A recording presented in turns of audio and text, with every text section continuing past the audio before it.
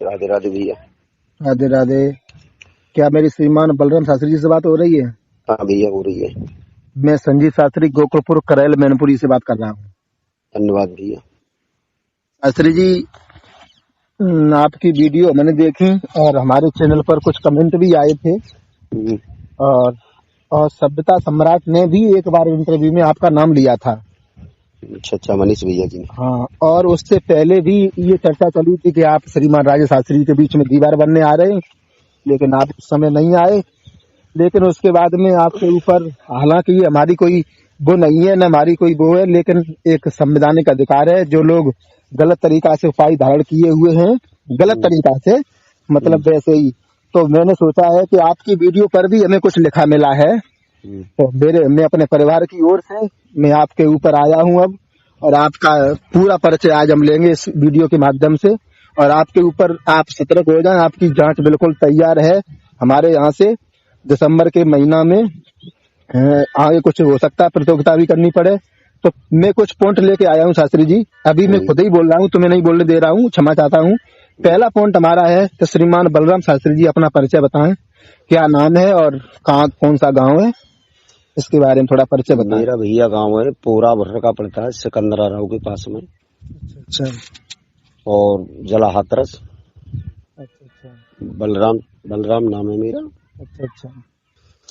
हाँ, और क्या पूछना चाहते हैं बोलो। और दूसरा पॉइंट हमारे पास है शास्त्री जी, आपके गुरुजी का क्या नाम है? आपके गुरुजी कौन है? मेरे गुरु का नाम है महाभारत सम्राट सुभाष शास्त्री जी, जो नगला दयाराम पड़ता है सादाबाद के पास में,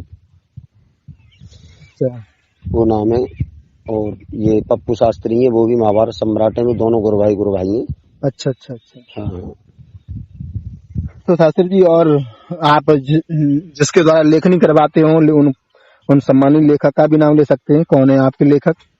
वो हमारे लेखक हैं राजकुमार भैया, जो थरौरा वाले हैं, और कमलेश कवि भी है, वो हमारे गुरु के समान है। वो भी है।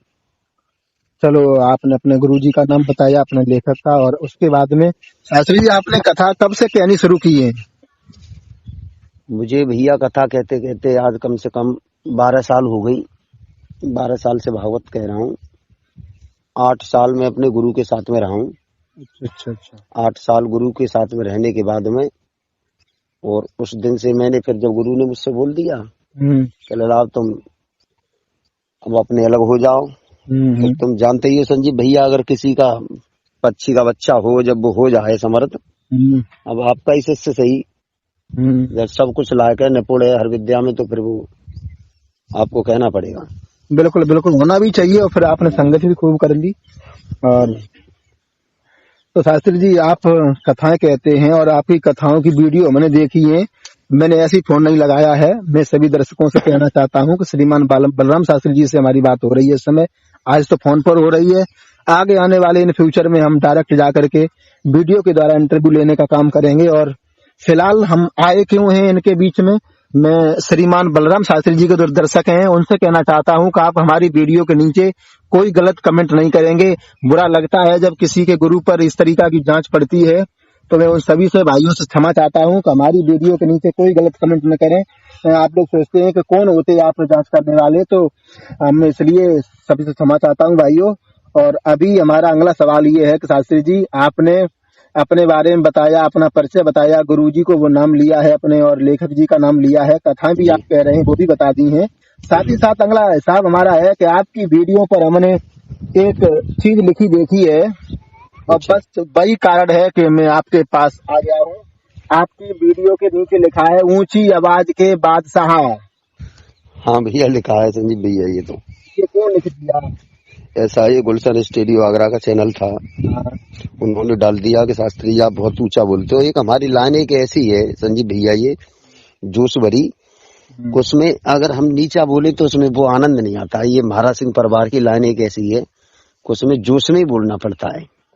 हाँ, आपकी लाइन हमने और भी देखी वीडियो, जैसे नीचे खड़े होकर के माइक हाथ में लेकर के तो बोल लेंगे, शायद लोग ऊंचा ऊंचा गाते हैं, जैसे हमारे महाभारत सम्राट जी गाते हैं, तो वो बिल्कुल ये लगता है कि युद्ध ही कर रहे हैं। हाँ, ऐसा ही महसूस होता है। तो आपकी आवाज ऊंची है, क्योंकि युद्ध चाहे आला हो और चाहे महाभारत की गायकी हो, ऊंचा बोलना पड़ता है। तो ये ऊंची आवाज के बादशाह हैं, लेकिन संजीव शास्त्री गोकुल परिवार शास्त्री जी आपको ये नहीं मानता है फिलहाल। ये आप चल अपने चैनल पर लिखे रहिए और स्टूडियो वाले लिखे रहे, लेकिन हमारे परिवार से अभी तक आपके लिए ये चीज ऊंची आवाज के बादशाह है मैं खुद नहीं बोल सकता हूँ। मैं कब बोलूंगा जब आपको हर तरीका से, अभी नवंबर चल रहा है और आपका इंटरव्यू हम ले रहे हैं 7 दिसंबर तक में, जो उच्च कोटि कथावाचक हैं उनका इंटरव्यू लेने का काम करेंगे। उसके बाद में हो सकता है कि आपको ऊंची आवाज दिखानी पड़े। अगला सवाल है कि आज जब प्रतियोगिता होगी, कंपटीशन अगर होगी ऊंची आवाज के लिए, और भी कथावाचक हैं शास्त्री जी, आपको नहीं शायद पता होगा, हमारे इधर भी हैं, जिला मैनपुरी में, एटा में और इधर कन्नौज में भी ऊंची आवाज के हैं बादशाह हैं। और जब उनके कान में ये आवाज पहुंचेगी तो श्रीमान बलराम शास्त्री जी ऊंची आवाज के बादशाह हैं, हो सकता है कि वो मैदान में आ जाएं। उस समय आपकी प्रतिक्रिया क्या रहेगी? संजीव भैया ऐसा है, अगर दो पहलवान दंगल में लड़ते हैं तो एक तो गिरता ही है, लेकिन हाँ, लेकिन हम हर समय आपकी सेवा में तत्पर रहेंगे। आप जैसा बोलेंगे वो वैसा करेंगे। और चाहे हमारे सामने कोई भी कंपटीशन पे आवे, चाहे हमसे छोटे हों चाहे हमारे बड़े भाई हों, लेकिन हम देखो, तुमसे पहले ही एक बात बोल दिया हमने कि अगर कंपटीशन हम आएंगे तो एक, अगर 2 मल लड़ रहे हैं तो एक तो भाई हारता है, एक जीतता है। अब रही जनता की बात, अब जनता की बात रही, जनता किसे क्या देगी उस बात पे हम तैयार हैं। बिल्कुल जनता की बात रहेगी। और मैं दर्शकों से कहना चाहता हूं कि मेरा परिवार सक्षम हो जाएगा और मैं साउंड टेंट लगवा करके अपने विश्व कोटि के कथावाचकों को बुला करके सम्मान करने का काम करेंगे। और कोई हार भी जाता है तो ऐसा नहीं हुआ माहौल बनाएंगे जो उनकी आत्मा को ठेस पहुंचे, उन्हें भी कुछ न कुछ सम्मान करके अपने यहाँ से दिला करूंगा भाइयों। और श्रीमान बलराम शास्त्री जी बिल्कुल अपनी जगह पर अड़े गए भाइयों, और वो कह रहे हैं कि लगा दिया है किसी ने तो मैं पूरा करके दिखाऊंगा। और जो भी आवाज के ऊंची आवाज जिनकी है उन सभी कथावाचकों से कहना है, अगर वीडियो हमारी आप सुन रहे हो तो हमारे परिवार से डिस्क्रिप्शन में मेरा नंबर पड़ा हुआ है, जरूर संपर्क साधें। मैं नहीं चाहता हूं कि श्रीमान बलराम शास्त्री जी को बड़ी आसानी से ऊंची आवाज के बादशाह मान लें, क्योंकि इस परिवार से जब कोई पदवी मिल जाती है तो लोगों को विश्वास होता है। और शास्त्री जी तो आप, इसलिए मैंने फोन किया था। अभी हम आपकी चर्चाएं, आपकी वीडियो अपने वीडियो के डिस्क्रिप्शन लगा करके डालेंगे। और अभी परिवार हमारा आपको ऊंची आवाज के बादशाह नहीं मानता। मैं क्षमा चाहता हूं आपसे और आपके दर्शकों से, और आपके गुरुजी से भी क्षमा चाहते हैं कि आपके शिष्य पर इस तरीका संजीव शास्त्री बोल रहे हैं। मैं सबसे क्षमा चाहता हूं। और शास्त्री जी आप कथाएं तो अच्छी तरीका से कहते हैं, मैंने देखी है, बड़े तजर्बा से गाते हैं।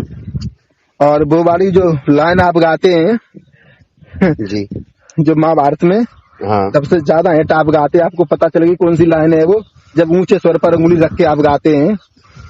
तो इतना ऊंचा क्यों गाते हो कभी कभी कि आपके साथ वाले आपकी आवाज नहीं दे पाते हैं? मैंने एक वीडियो देखी है, उसमें आपके जो साथ रहने वाले हैं वो आपकी आवाज नहीं पहुंचा पा रहे हैं। भैया ये कैसा है संजीव भैया, वो ऐसा तामस आ जाता है गाते गाते कि हमें पीछे वाले जो बोल रहे हैं उनका कोई ध्यान ही नहीं रहता है, कब वो कहाँ पीछे रह गए कि आगे हमसे निकल गए। वो ऐसा जोश आ जाता है। लाइन ही मैंने पहले बोल दिया है कि ऐसी है। और देखो, अगर कंपटीशन भी होगी, कोई भी हमारे सामने हमारे बड़े भैया आए, चाहे हमसे बड़े हों चाहे छोटे हों, मैं हर समय सेवा में उनके लिए तैयार हूँ, हर समय तैयार हूँ। और ज्ञान की लड़ाई ऐसी होनी चाहिए, ज्ञान की लड़ाई ऐसे नहीं होती है कि गलत कमेंट दे दी। कमेंट तो भैया ऐसा है कि संजीव भैया अगर स्वर सम्राट विजय शास्त्री जी थे, आप भी उनकी एक वीडियो डाल दो तो ये जमाना अलग है, ये दुनिया है। 80 कमेंट सही आएंगी तो 1-2 कमेंट तो गलत अवश्य आएंगे। बिल्कुल बिल्कुल। तो मैं कमेंट वालों से तो मैं कुछ नहीं कहूंगा, क्योंकि वो तो भाई दुनिया है, देती रहती है। लेकिन ये है कि मैं अपनी जनता के पीछे हूँ, जो जनता जो कुछ कहेगी मैं उसके लिए हर समय तैयार हूँ। शास्त्री जी मैंने एक चीज देखी है, जैसे आप महाभारत परिवार से हैं और कुछ दूसरे परिवार से, कोई दूसरे परिवार से, तो उन लोगों से अगर तुम बात करो तो केवल अपने परिवार की बात करते हैं।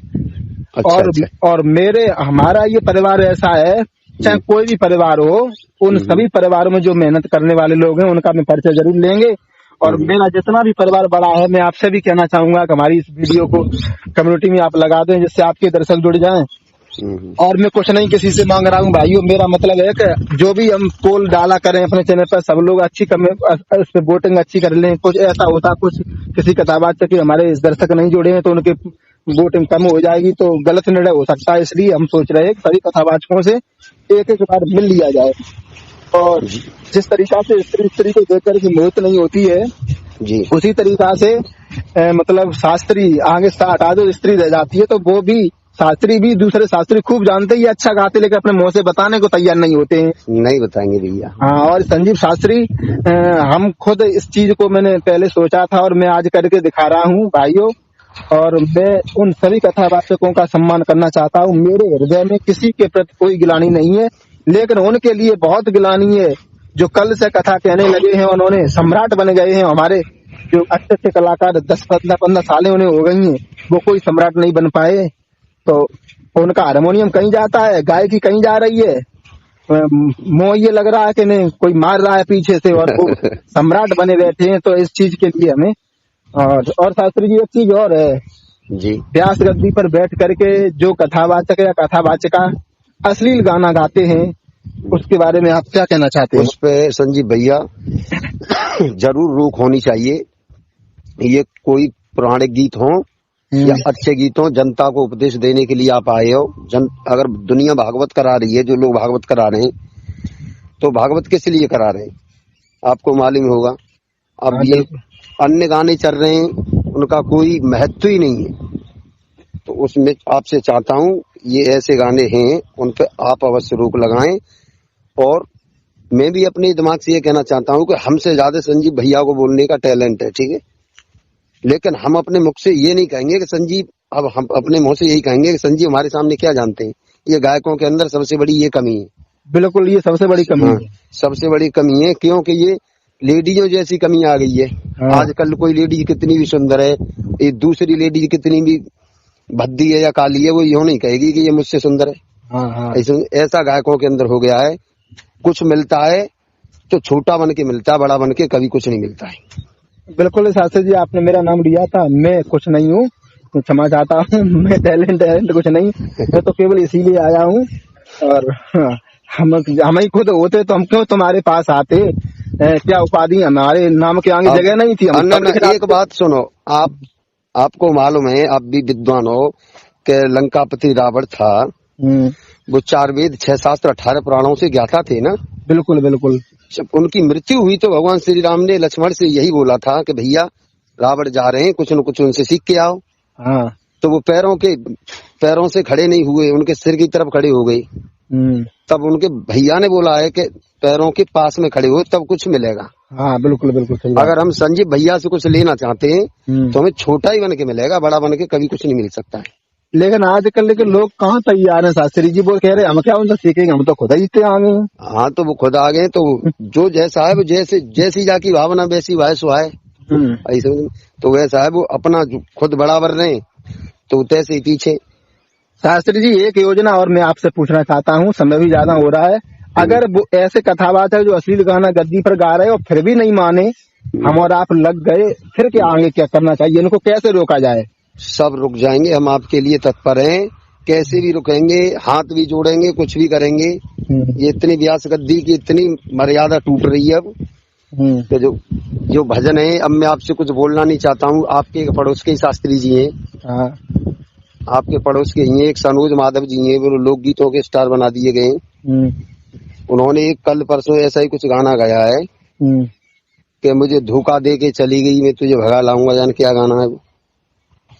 तो ये ऐसा नहीं होना चाहिए। अरे स्टूडियो में अगर तुम भजन निकाल रहे हो तो भगवान से जुड़े हुए हैं, दुर्गा से जुड़े हुए हो, अन्य देवताएं नहीं गा भी रहे हो तो उसके बाद में फिर व्यास गद्दी को मत संभालो। ऐसा नहीं है, छोड़ दो ऐसी गाना गाते रहो उनसे सीधे चोरी फलाने सिंह की, लेकिन व्यास गद्दी पर बैठ करके पूरे गांव के व्यास गुरु बन जाते जिसमें कथा उठती है। हमारे महाभारत सम्राट पप्पू शास्त्री जी हैं, अभी अच्छे वक्ता हैं और हमारे क्षेत्र में अच्छा नाम है, और तुम्हारे क्षेत्र में भी सब लोग जानते हैं। और हमारे गुरु भी हैं, और स्वर्गीय श्री सुरजन चैतन्य जी और स्वामी जी ब्रजेश शास्त्री जी और बाबा आधार बाबा भी आज तक तुमने देखे नहीं होंगे कि ऐसे गाने गा रहे हैं आदमी। बिल्कुल। और वो चले गए, इस दुनिया में नहीं, आज तक तुमने कोई ऐसा गंदा गाना नहीं सुना होगा। स्वामी जी की तो हम सुनते रहते, कहते हैं कि जो कथावाचक दारू पी लेगा वो कौन सा कुकर्म नहीं कर पाएगा। सही बात है। तो मतलब वही बात है, लोग कह देते नदी में घुस के आए और पानी तो भीगे नहीं है, अगर नदी में घुसे हो तो भाई साहब पानी से गुजरना पड़ा होगा। तो वैसी चीज है, अगर असली गाना गाओगे तो ऐसा भागवत के अंदर, संजीव भैया आप एक वक्ता हो, विद्वान आदमी हो, भागवत के अंदर ऐसा कोई नहीं तो गाना लिखा है, नहीं कोई ऐसा नृत्य लिखा है। ठीक है, नृत्य जो दिन रात नाच हो रहा उसमें ऐसा कुछ नहीं लिखा है, एक रास लिखा है। ठीक है, तो रास और नृत्य अलग चीज होती है। तो ये चीज अब तो ये भैया गायक हैं, अब किस किस की क्या कहो। और शास्त्री जी धीरे धीरे रोक लगेगी और अब मैं सभी कथावाचकों पर आऊंगा। आप दर्शकों से कहना चाहता हूँ, चाहे हमारे पड़ोस के हों चाहे हमसे दूसरे जिला के हों, ये परिवार एक दिन उनके पास जरूर आएगा। जितनी भी मनमानी कर ली है वो सही है, लेकिन अब आपसे हाथ जोड़ेंगे, आपसे रिक्वेस्ट करेंगे, अब मेरी गाड़ी आपकी पंडाल में पहुंचेगी, सभी जनता की तरफ से हाथ जोड़ेंगे, तब तो आप रोक लगाओ, हाथ जोड़ के पैर छू के फिर भी ना रुके तो भाई हर चीज की दवा है रुकने के लिए। तो इस तरीका से हमने श्रीमान बलराम शास्त्री जी का इंटरव्यू ले लिया है और आप लोग बलराम शास्त्री जी की नाम डाल के यूट्यूब पर सर्च करें, इनकी कथाएं सुने। ऐसा नहीं है कि मैं अकेले लगे हैं, मैं सभी जनता की तरफ से हूँ और हमारा जितना छोटा परिवार है, धीरे धीरे मैं सभी कथावाचकों के पास में आऊंगा। श्रीमान बलराम शास्त्री जी की आज हमने पूरा परिचय ले लिया है, गुरु से लेके लेखक से लेके आवाज के बादशाह कैसे बने, प्रतियोगिता में क्या करेंगे, ये सारी चीजें। और अश्लील गानों पर रोक लगनी चाहिए, उनके विचार हैं। तो भाइयों, इसी शब्दों के साथ में समय को देखते हुए हम श्रीमान बलराम शास्त्री जी से क्षमा चाहता हूँ और श्रीमान बलराम शास्त्री जी को राधे कृष्णा, आपके गुरु को, आपके परिवार को, आपके दर्शकों को धन्यवाद भैया। राधे राधे। राधे राधे।